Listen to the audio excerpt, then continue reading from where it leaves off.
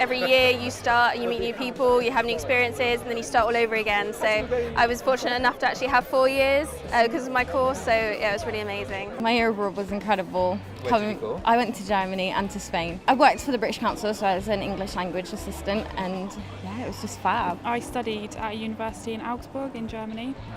And Sinead came and visited me while we were there, so that was lovely. I've already got a job. May stay in the UK, may go abroad to make use of the languages. I'm going on to do a pgce, so I hope to be a teacher. I've got a graduate scheme job back home in Reading. I think one of the best things about being at Aberystwyth is you can always meet a French or a Spanish person just as you're walking around campus. Everybody's so friendly, it's such a small place.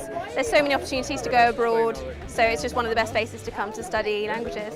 Aberystwyth is the most incredible place on earth. There's nowhere I'd rather have done this. The department have been so great.